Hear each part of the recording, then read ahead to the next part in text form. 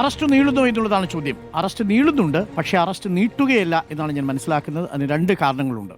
ഒന്ന്, ഏത് അവസരത്തിലും വേട്ടക്കാരനായ ഒരാൾ ഇരയായി വേഷം മാറാൻ കഴിയുന്ന പ്രച്ഛന്നശേഷിയുള്ള അപൂർവം നേതാക്കളിൽ ഒരാളാണ് ഈ രാഹുൽ മാങ്കൂട്ടത്തിൽ.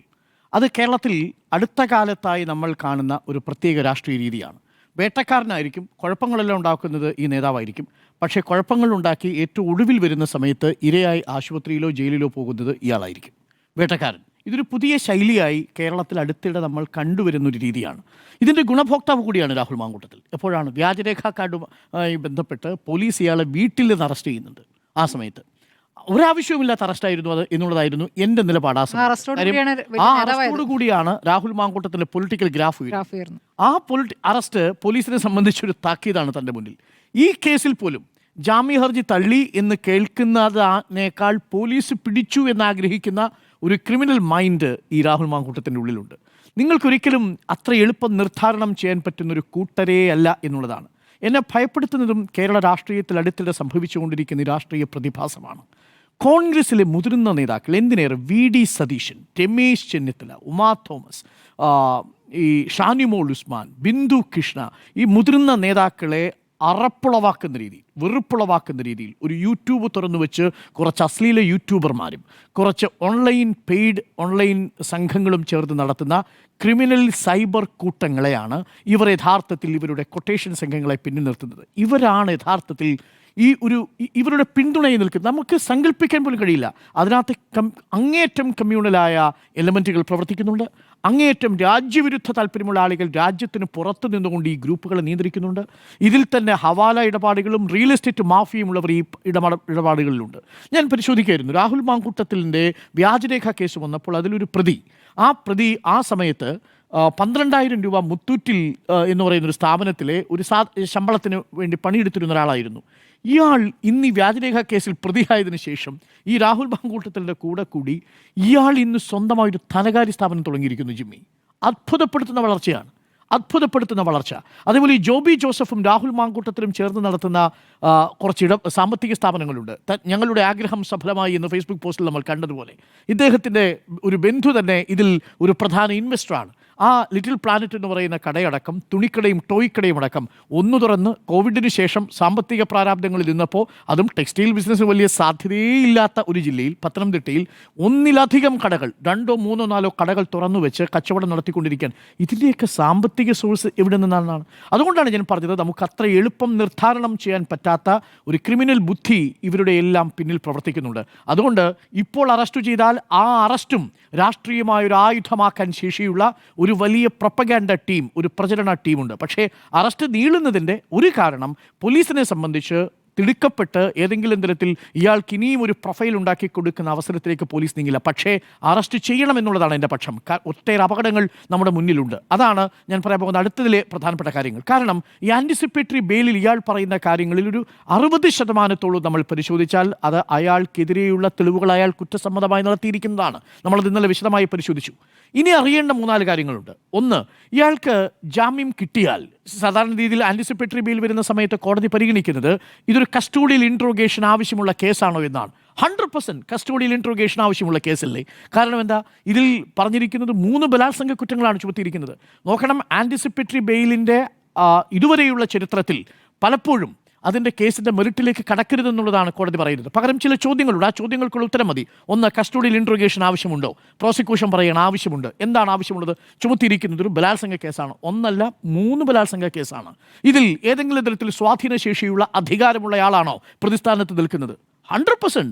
ഈ കൃത്യമായി 64(2)(f) പറയുന്നത് പോലെ person in position of trust or അതോറിറ്റിയാണ് രാഹുൽ മാങ്കൂട്ടത്തിൽ. അപ്പോൾ ഓരോന്നായിട്ടെടുത്ത് നമ്മൾ പരിശോധിച്ച് കഴിഞ്ഞാൽ രാഹുൽ മാങ്കൂട്ടത്തിലിനെ അറസ്റ്റ് ചെയ്തില്ലെങ്കിലും മുൻകൂർ ജാമ്യം തള്ളുമെന്നത് പ്രോസിക്യൂഷൻ ഉറപ്പാണ്.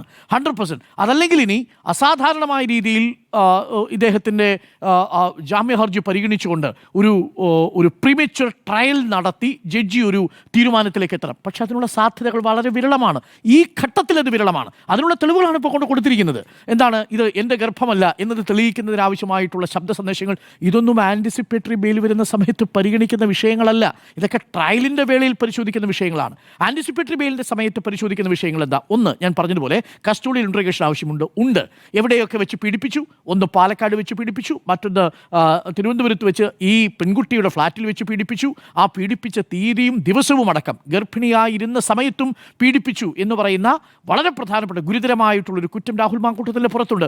ഇതെല്ലാം അറിയണമെങ്കിൽ അവിടെ കൊണ്ടുപോയി തെളിവെടുപ്പ് നടത്തണം. ഇയാൾ നിത്യസന്ദർശകനായിരുന്നത്, അതിനുള്ള പരിശോധനകൾ നടത്തണം. ഇയാളുടെ ഫോൺ പരിശോധിക്കണം. അതാണ് അടുത്ത രണ്ടാമത്തെ പ്രശ്നം. കസ്റ്റഡിയിൽ എടുത്താൽ മാത്രമല്ല ഇയാളുടെ ഫോൺ പരിശോധിക്കാൻ പറ്റൂ. ഇയാളുടെ ഫോണിൽ എന്താ ഉള്ളത്? പെൺകുട്ടി വളരെ ഗുരുതരമായ ഒരു ആരോപണം മൊഴിയായിട്ട് കൊടുത്തിട്ടുണ്ട്. നഗ്നദൃശ്യങ്ങൾ എടുത്ത് ഭീഷണിപ്പെടുത്തി എന്നുകൂടി പറഞ്ഞിട്ടുണ്ട്. അങ്ങനെ ഈ പെൺകുട്ടിയുടെ സമ്മതമില്ലാത്ത നഗ്നചിത്രങ്ങൾ എടുത്ത് ഭീഷണിപ്പെടുത്തിയിട്ടുണ്ടോ? ഈ നഗ്നചിത്രങ്ങൾ ലീക്കാക്കുമെന്ന് പറഞ്ഞ് ഈ പെൺകുട്ടിയെ ഭീഷണിപ്പെടുത്തിയിട്ടുണ്ട് എന്നാണ് പറയുന്നത്. കസ്റ്റഡിയൽ ഇൻട്രോഗേഷൻ ആവശ്യമുള്ള ഒന്നല്ലേ? അപ്പോൾ കസ്റ്റഡിയൽ ഇൻട്രോഗേഷൻ ആവശ്യമുണ്ട് എന്നുള്ളത് ഒന്ന്. രണ്ട്, ഇയാൾ ഏതെങ്കിലും തരത്തിൽ ഇൻവെസ്റ്റിഗേഷനെ തടസ്സപ്പെടുത്താൻ സാധ്യതയുണ്ടോ? നമ്മുടെ മുന്നിൽ ഈ നിലമ്പൂർ ഉപതെരഞ്ഞെടുപ്പിൻ്റെ സമയത്ത് ഒരു പോലീസ് ഉദ്യോഗസ്ഥനെ ഇയാൾ ഭീഷണിപ്പെടുത്തുന്നത് ദൃശ്യങ്ങളിലുണ്ട്. ഇതൊക്കെ കുരുക്കായി വരാൻ പോകുന്നത് ഈ ഘട്ടത്തിലാണ്. എന്താണ് അയാൾ പറയുന്നത് അറിയാമോ? ഇതിനുള്ള ജോലി, ഇതിനുള്ള പ്രതിഫലം വെച്ചിട്ടുണ്ട് എന്നുള്ളതാണ്. അത് സർവീസിൽ വരുമ്പോൾ ഞാൻ തരാം എന്നുള്ളതാണ്. ഒരു ഉദ്യോഗസ്ഥനെ ആ ജോലി ചെയ്യുന്നതിൽ നിന്ന് തടസ്സപ്പെടുത്തി, തിരഞ്ഞെടുപ്പ് ഡ്യൂട്ടി സമയത്ത് ആ ഉദ്യോഗസ്ഥനെ ജോലി സമയത്ത് തടസ്സപ്പെടുത്തിയ MLA ആണ് ഇയാൾ. ഇയാളുടെ ആൻറ്റിസിഡൻ്റാണ്. അന്വേഷണത്തെ തടസ്സപ്പെടുത്തുമെന്നുള്ളതിന് ഇതിനേക്കാൾ വലിയ തെളിവ് വേണോ? ഈ രാഹുൽ മാങ്കൂട്ടത്തിൽ ചെയ്തു വെച്ചിരിക്കുന്നതെല്ലാം അദ്ദേഹത്തിന് തിരിച്ചടിയാവാൻ പോകുന്നത് ഇതാണ് പ്രോസിക്യൂഷൻ്റെ ഒരു ആത്മബലം എന്ന് പറയുന്നത്. ഒന്ന്, ഇത് കസ്റ്റഡിയൽ ഇൻട്രോഗേഷൻ ആവശ്യമുണ്ട്. രണ്ട്, ഈ ഇൻവെസ്റ്റിഗേറ്റീവ് ഓഫീസേഴ്സിനെ തടസ്സപ്പെടുത്താനുള്ള സാധ്യതയുണ്ട്. മൂന്ന്, തെളിവുകൾ നശിപ്പിക്കുമോ എന്നുള്ളതാണ് ചോദ്യം. വ്യാജരേഖ കാർഡുമായി ബന്ധപ്പെട്ട് തന്നെ ഇദ്ദേഹത്തിൻ്റെ പേരിൽ ഒരു കേസ് നിലവിലിരിക്കുകയല്ലേ? അതിൻ്റെ പേരിൽ ഇയാളെ അടക്കം വിളിച്ചതല്ലേ പോലീസ്? മൊഴി കൊടുക്കാൻ വേണ്ടി വിളിച്ചതല്ലേ? അതുമായി ബന്ധപ്പെട്ട് ഇയാളുടെ സുഹൃത്തുക്കൾക്കെതിരെ കേസ് രജിസ്റ്റർ ചെയ്ത് FIR ഇട്ടിരിക്കുകയല്ലേ? ഇതുമായി ബന്ധപ്പെട്ട വ്യാജരേഖ ചമയ്ക്കുന്ന കാര്യത്തിൽ വിദ്വാനല്ലേ? ഇതല്ലേ മൂന്നാമത്തെ കാര്യം. 4, ഫാബ്രിക്കേറ്റ് ചെയ്യുമോ എന്നുള്ളതാണ്. 100% ആ ഫാബ്രിക്കേറ്റ് ചെയ്യുന്നത് ഇയാൾ മാത്രമല്ല, ആവലാധിക്കാരിയെ ഭീഷണിപ്പെടുത്തുകയും ആവലാധിക്കാരിയെ മോശമായി ചിത്രീകരിക്കുകയും ചെയ്യുന്ന ഒരു സൈബർ കൂട്ടത്തെയാണ് വളർത്തിയിരിക്കുന്നത്. നിർഭാഗ്യവശാൽ അത് സൈബർ കൂട്ടം മാത്രമല്ല, പകരം പാർട്ടിയുടെ മുഖപത്രം പോലും ഇന്ന് ആ പണി ഏറ്റെടുത്തിരിക്കുന്നു എന്നുള്ളതാണ് ഇതിൽ ഏറ്റവും നിർഭാഗ്യകരമായ കാര്യം. അതാണ് VD സതീശൻ തിരുത്തിയത്. ശരിക്കും പറഞ്ഞാൽ VD സതീശൻ്റെ നിലപാടിനെ അപ്രീഷിയേറ്റ് ചെയ്യണം. ഈ ഘട്ടത്തിൽ രമേശ് ചെന്നിത്തലയും ഈ വിഷയത്തിൽ അപ്രീഷിയേറ്റ് ചെയ്യണം. എത്ര ഓൺലൈൻ മീഡിയകളിലാണെന്നറിയാമോ VD സതീശനെയും രമേശ് ചെന്നിത്തലയും കുറിച്ച് വളരെ മോശമായ രീതിയിലുള്ള പ്രചരണം നടന്നുകൊണ്ടിരിക്കുന്നത്. കെ മുരളീധരനെയും കുറിച്ച് മോശമായ രീതിയിൽ ഇവരെയൊക്കെ എടുത്ത് പുറത്ത് കളയണമെന്നാണ് പറയുന്നത്. ആരാ പറയുന്നതെന്നറിയാമോ? ഒരു തരത്തിലും ജനസമൂഹത്തിൽ ഇറങ്ങി പ്രവർത്തിക്കാതെ ഇന്നലെകളിൽ വന്നിരിക്കുന്ന ചില ചെറുപ്പക്കാരായിട്ടുള്ള ആളുകൾ, അതും കോൺഗ്രസിൽ തന്നെയുള്ള ആളുകളുമല്ല. അതാണ് തമാശ. UDFിനോടൊപ്പം നിൽക്കുന്ന മറ്റു രാജ്യങ്ങളിലുള്ള ചില മനുഷ്യർ പോലും വന്ന് ഈ പറയുന്ന വാട്സപ്പ് ഗ്രൂപ്പുകൾ ഉണ്ടാക്കി കളിക്കുകയാണ്. ഇത് ആരുടെ പ്രസ്ഥാനമാണ്? ഇത് ഇവിടുത്തെ ജനങ്ങളുടെ പ്രസ്ഥാനമല്ലേ കോൺഗ്രസ്? അതിലെ നേതാക്കന്മാരെ ഈ രീതിയിൽ അപമാനിക്കുന്നത് എന്തിനു വേണ്ടിയാണ്? അപ്പോൾ ഒറ്റ ചോദ്യമേ ഉള്ളൂ. രാഹുൽ മാങ്കൂട്ടത്തിലിൻ്റെ ആ ക്രിമിനൽ സംഘത്തിന് അതിനുള്ള ശേഷിയെല്ലാം ഉണ്ട്. അവിടെയാണ് സന്ദീപ് വാര്യരുടെ, നേരത്തെ സുജയും ജിമ്മിയും ഒക്കെ ചൂണ്ടിക്കാണിച്ച, സ്മൃതിയും ഒക്കെ ചൂണ്ടിക്കാണിച്ച സന്ദീപ് വാര്യരുടെ ഫേസ്ബുക്ക് പോസ്റ്റ് വരുന്നത്. സന്ദീപ് വാര്യരെ കോൺഗ്രസിൻ്റെ ജനറൽ സെക്രട്ടറി ആയിട്ട് മാത്രമല്ലേ പ്രേക്ഷകർക്ക് അറിയുള്ളൂ. പക്ഷേ അതിനു മുമ്പ് BJPയുടെ സ്പോക്ക് പേഴ്സൺ ആയിരുന്ന കാലത്ത് സന്ദീപ് വാര്യർ എഴുതിയ ഒരു ഫേസ്ബുക്ക് പോസ്റ്റ് ഞാൻ ഒന്നുകൂടി ഒന്ന് ഓർമ്മിപ്പിക്കാം. അയാൾ ആ മാനസികാവസ്ഥയിൽ നിന്നൊരല്പം പോലും വളർന്നിട്ടില്ല എന്നതിൻ്റെ സൂചനയാണ്. പാകിസ്ഥാനിലേക്ക് പോകാൻ ആഗ്രഹിക്കുന്ന കാശ്മീരികളെ കൂട്ടക്കൊല ചെയ്ത് കുഴിച്ചു മൂടുക എന്നത് മാത്രമാണ് ഏക പോംവഴി. ഒരു 3000-ഓ 4000-ഓ എണ്ണത്തിലെ കഴുത്തിൽ ടയറിട്ട് കത്തിച്ചു കൊല്ലണം. ബാക്കിയുള്ളവർ തന്നെ ഒതുങ്ങി മര്യാദക്കാരാവും. അനുഭവം ഗുരു. ഇത് രാഹുൽ മാങ്കൂട്ടത്തിന് വേണ്ടി ഫേസ്ബുക്കിലൂടെ പോരാടുന്ന ന്യൂനപക്ഷ വിഭാഗത്തിൽപ്പെട്ട ഒരു വിഭാഗം ചെറുപ്പക്കാർ ഇതൊന്ന് വായിച്ചു മനസ്സിലാക്കണം. ഇന്ന് നിങ്ങളുടെ കൂടെ നിൽക്കുന്ന ഒരാൾ എഴുതിയിരുന്നതാണ്. ആ സന്ദീപ് വാര്യർ ഇന്ന് എഴുതി വച്ചിരിക്കുന്നത് എന്താ? ഈ പെൺകുട്ടിയുടെ ഐഡൻറ്റിറ്റി വ്യക്തമാകുന്ന രീതിയിൽ മുൻപുണ്ടായിരുന്ന ഫേസ്ബുക്ക് പോസ്റ്റിൽ വന്ന് ആരാധകരായ വെട്ടുകിളിക്കൂട്ടത്തിൽ കമൻ്റ് ഇടാനുള്ള ഒരു അവസരം ഒരുക്കി കൊടുക്കുകയാണ് ചെയ്തത്. എന്നിട്ടത് ആദ്യഘട്ടത്തിൽ മുന്നറിയിപ്പ് നൽകുമ്പോൾ അത് പിൻവലിക്കുന്നില്ല. മണിക്കൂറുകൾക്ക് ശേഷം അപ്പോഴേക്കും അതിൻ്റെ സ്ക്രീൻഷോട്ടുകൾ പല വാട്സപ്പ് ഗ്രൂപ്പുകളിലേക്ക് പോയി കഴിഞ്ഞിരിക്കുന്നു. സന്ദീപ് വാര്യർ എന്ന കോൺഗ്രസിൻ്റെ ജനറൽ സെക്രട്ടറി ഉപയോഗിച്ച് രാഹുൽ മാങ്കൂട്ടത്തിൽ അതിജീവിതയെ അപമാനിക്കാൻ നടത്തിയ ശ്രമം കോടതിയുടെ മുമ്പിൽ വരൂലേ? അങ്ങനെ വരുമ്പോൾ ഇയാൾ എത്രമാത്രം അപകടകാരിയാണ്. ഒളിവിലിരുന്നു കൊണ്ട് രാഹുൽ മാങ്കൂട്ടത്തിൽ ഇത് ചെയ്യുന്നുണ്ടെങ്കിൽ നാളെ ആൻറ്റിസിപ്പേറ്ററി ബെയിൽ കിട്ടി, ജാമ്യം കിട്ടി പുറത്തിറങ്ങിയ രാഹുൽ മാങ്കൂട്ടത്തിൽ ഇത് ചെയ്യില്ലെന്ന് എന്തുറപ്പാണ് കിട്ടുക? പാർട്ടിയുടെ പിൻബലത്തോടു കൂടി ജനറൽ സെക്രട്ടറിയാണ് നടത്തുന്നത്. നോക്കൂ, ഇന്ന് KPCC അധ്യക്ഷൻ തന്നെ തള്ളി പറഞ്ഞു. ഏറ്റവും ഒടുവിൽ KPCC അധ്യക്ഷൻ തന്നെ തള്ളിപ്പറയുന്ന അവസ്ഥയെത്തി. പാർട്ടി മുഖപത്രത്തെ തിരുത്തി. പാർട്ടി മുഖപത്രത്തിൻ്റെ പത്രാധിപർ റിപ്പോർട്ടിൽ വന്ന് പറഞ്ഞു തെറ്റുപറ്റിപ്പോയി എന്നുള്ളത് പറഞ്ഞു കഴിഞ്ഞു. എന്തൊക്കെയാണ് അതിനകത്ത് എഴുതി വെച്ചിരിക്കുന്നത്? സൂര്യനെല്ലി കേസുമായിട്ട്, ഐസ്ക്രീം പാർലർ കേസുമായിട്ട്, ഉമ്മൻചാണ്ടി സാറിൻ്റെ കേസുമായിട്ടൊക്കെയാണ് അതിൽ ബന്ധപ്പെടുത്തിയിരിക്കുന്നത്. ഉമ്മൻചാണ്ടിയുമായി ബന്ധപ്പെടുത്തുകയാണ് ഈ പറയുന്ന ഒരു പെർവേർട്ടിനെ. ഒന്ന് ആലോചിച്ച് നോക്കൂ, എവിടെ നിൽക്കുന്നു ഉമ്മൻചാണ്ടി, എവിടെ നിൽക്കുന്നു രാഹുൽ മാങ്കൂട്ടത്തിൽ? കോൺഗ്രസിലെ നേതാക്കളൊന്ന് മനസ്സിലാക്കണം, ഇത് പാർട്ടിയുടെ മുഖപത്രത്തിൽ വന്നതാണ്. ഈ പറഞ്ഞിരിക്കുന്നതെല്ലാം ഒന്നിനു പിറകെ ഒന്നായിട്ട് ഈ രാഹുൽ മാങ്കൂട്ടത്തിനെതിരെയുള്ള വലിയ തെളിവായി മാറുകയാണ്. പിന്നൊരു ചോദ്യം കൂടിയുണ്ട്, ഈ ആവലാതിക്കാരിക്ക് ഭീഷണി ഉണ്ടാക്കാൻ സാധ്യതയുണ്ടോ? ഈ ശബ്ദരേഖയിൽ എടുത്ത് ഈ രാഹുൽ മാങ്കൂട്ടത്തിൽ പറയുന്നുണ്ട് നിന്നെ കൊല്ലാൻ എത്ര സമയം വേണം എന്നുള്ളത്. ഒറ്റ ശബ്ദരേഖ മതി, ഒറ്റ വാചകം മതി. അതായത് ഈ ചുരുക്കത്തിൽ ഈ ആൻറ്റിസിപ്പേറ്ററി ബെയിൽ ഞാൻ മനസ്സിലാക്കുന്നത് പ്രജ്വൽ രേവണ്ണ കർണാടകയിൽ ജനതാദൾ സെക്യുലറിൻ്റെ നേതാവായിരുന്ന MP ആയിരുന്ന, ഹാസനിൽ നിന്നുള്ള MP ആയിരുന്ന, സീരിയൽ പ്രഡേറ്റർ ആയിരുന്ന, ലൈംഗിക വൈകൃതങ്ങളുടെ പരമ്പര തന്നെ ഉണ്ടാക്കിയ പ്രജ്വൽ രേവണ്ണ ആ കേസിൽ കൊടുത്തിരിക്കുന്ന ആൻറ്റിസിപ്പേറ്ററി ബെയിലിന് സമാനമായ ആൻറ്റിസിപ്പേറ്ററി ബെയിലാണ്. കേരളത്തിലെ പ്രജ്വൽ രേവണ്ണയാണ് രാഹുൽ മാങ്കൂട്ടത്തിൽ എന്ന കാര്യത്തിൽ ഒരു സംശയവുമില്ല. ഇത് ഒരു കേസല്ലല്ലോ. ഇന്ന് രമേശ് ചെന്നിത്തല തന്നെ പറഞ്ഞെന്താ, ഈ KPCCക്ക് ഒരുപാട് പരാതികൾ വന്നിരുന്നു എന്നുള്ളതാണ്. അന്ന് ആ സമയത്ത് KPCC നിലപാടെടുത്തിരുന്നെങ്കിൽ ഇന്ന് കോൺഗ്രസിന് ഇങ്ങനെ ഈ അർത്ഥത്തിൽ തലകുനിച്ച് നിൽക്കണമായിരുന്നു. എന്നിട്ടും കോൺഗ്രസ് നിലപാടെടുത്തു. VD സതീശൻ്റെയും രമേശ് ചെന്നിത്തലയുടെയും ഒറ്റ നിലപാടിൻ്റെ ബലത്തിൽ അന്ന് എതിർത്തതാരാ? സാക്ഷാൽ KC വേണുഗോപാലിൻ്റെ നേതൃത്വത്തിലുള്ള സംഘമാണ് ഈ രാഹുൽ മാങ്കൂട്ടത്തിന് വളരാനുള്ള എല്ലാ വളവും ഒരുക്കി കൊടുത്തത്.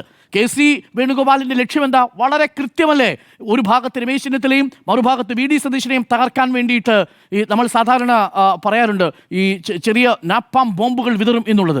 അതേപോലെയാണ് KC വേണുഗോപാൽ കേരളത്തിലെ കോൺഗ്രസ് നേതൃത്വത്തിനകത്തേക്ക് ഇട്ടിരിക്കുന്ന ബോംബുകളായിരുന്നു ഇത്. യഥാർത്ഥത്തിൽ രാഹുൽ മാങ്കൂട്ടത്തിനെ വളർത്താനാണോ KC ഇത് ചെയ്തതെന്നാണ് രാഹുൽ മാങ്കൂട്ടത്തിനെ KCക്ക് അറിയാം. രാഹുൽ മാങ്കൂട്ടത്തിൽ ഇന്നല്ലെങ്കിൽ നാളെ ഇതേപോലെ ഒരു KCയുടെ ടൂളായി മാറുമെന്നുള്ള കാര്യത്തിൽ വളരെ ക്ലിയർ അല്ലേ? അതുകൊണ്ടാണ് ഷാഫി പറമ്പിലിനെയും ഈ രാഹുൽ മാങ്കൂട്ടത്തിലും ഉപയോഗിച്ച് VDയെ തളർത്താൻ ശ്രമിച്ചത്. പക്ഷേ ഇപ്പോൾ ചിരിക്കുന്നത് VD സതീശനാണ്, ഇപ്പോൾ ചിരിക്കുന്നത് രമേശ് ചെന്നിത്തലയാണ്. പക്ഷെ അവർ ചിരിക്കുമ്പോഴേക്കും പാർട്ടി അതിനുള്ള ഒരു വലിയ രാഷ്ട്രീയമായിട്ടുള്ള വലിയ മൂലധനം ചിലവാക്കി കഴിഞ്ഞിരിക്കുന്നു ഈ പെർവേർട്ടിനെ, ഈ സൈക്കോപാത്തിനെ സംരക്ഷിക്കാൻ വേണ്ടി എന്നുള്ളതാണ്. അതുകൊണ്ട് എൻ്റെ ടേക്ക് ഇതാണ്, അറസ്റ്റ് നീളുന്നുണ്ടോ എന്ന ചോദ്യത്തിന് അറസ്റ്റ് നീളാൻ പാടില്ല. എത്രയും പെട്ടെന്ന് ഈ ആൻറ്റിസിപ്പേറ്ററി ബെയിൽ ഇൻഫ്രക്ഷ്യസ് ആക്കാൻ വേണ്ടിയിട്ട്, അത് അസാധുവാക്കാൻ വേണ്ടിയിട്ട് അറസ്റ്റ് ചെയ്യുകയാണ് വേണ്ടത്. കാരണം ഇയാൾ ഒളിവിലിരിക്കുന്ന ഓരോ നിമിഷവും അതിജീവിതയ്ക്ക് ജീവിതത്തിൽ മാത്രമല്ല അവരുടെ മാനത്തിന് തന്നെ ഭീഷണിയായി വരുന്ന സാഹചര്യമുണ്ട് എന്നുള്ളതാണ്. ആ അതിജീവിതയെ അവഹേളിക്കാൻ വേണ്ടുന്ന ഓരോ പോസ്റ്റുകളായിട്ട് അയാളും അയാളുടെ ശിങ്കിടികളും അശ്ലീല യൂട്യൂബർമാരും നടത്തിക്കൊണ്ടിരിക്കുന്നു എന്നുള്ളതാണ്. അതുകൊണ്ട് എത്രയും പെട്ടെന്ന് ഇയാളെ അറസ്റ്റ് ചെയ്യുക എന്നുള്ളതാണ് നമ്മുടെ മുന്നിലുള്ള ഏറ്റവും പ്രധാനപ്പെട്ട കാര്യം. ഇനി ഇത് സ്വർണ്ണക്കൊള്ളയെ മറയ്ക്കാൻ വേണ്ടിയാണോ എന്ന ചോദ്യത്തിന് ഈ കേസ് വരുന്നത് സെപ്റ്റംബർ മാസത്തിന് മുമ്പ്, അതായത് സ്വർണ്ണക്കൊള്ള കേസ് രജിസ്റ്റർ ചെയ്യപ്പെടുന്നതിനും 2 മാസങ്ങൾക്ക് മുമ്പാണ്. അതും റിനി ആൻ ജോർജ് എന്ന് പറയുന്ന ഒരു കോൺഗ്രസിൻ്റെ സഹയാത്രികയാണ് വെളിപ്പെടുത്തിയത്. അതിനു പിന്നിൽ ഒരു ഇടതു ബാന്ധവമോ ഒരു BJP ബാന്ധവമോ നിങ്ങൾക്ക് ചൂണ്ടിക്കാണിക്കാൻ കഴിയില്ല. അതിനുശേഷമാണ് ഈ പെൺകുട്ടിയുടെ മൊഴി വരുന്നത്, അതുമായി ബന്ധപ്പെട്ടുള്ള ശബ്ദരേഖകൾ പുറത്തേക്ക് വരുന്നത്. ആ ഘട്ടത്തിലും ഏതെങ്കിലും തരത്തിൽ തിടുക്കപ്പെട്ട് ഒരു അന്വേഷണത്തിന് പോയില്ല. പക്ഷേ ഒരു അന്വേഷണ സംഘത്തെ തുടർച്ചയായിട്ട് വരുന്ന പരാതികളുടെ പുറത്ത് സർക്കാർ നിയോഗിക്കുന്നു. ഇപ്പോൾ വരുന്ന അതാണ് യഥാർത്ഥത്തിൽ സംഭവിച്ചിരിക്കുന്നത്. അപ്പോൾ അറസ്റ്റ് നീളുന്നുണ്ടോ എന്ന ചോദ്യത്തിന് എൻ്റെ ഉത്തരം അറസ്റ്റ് നീളുകയാണ്, പക്ഷേ അത് നീളാൻ പാടില്ല, അത് മനഃപൂർവ്വം നീട്ടുന്നതല്ല എന്നതാണ് എൻ്റെ ടേക്ക് ഈ വിഷയത്തിൽ.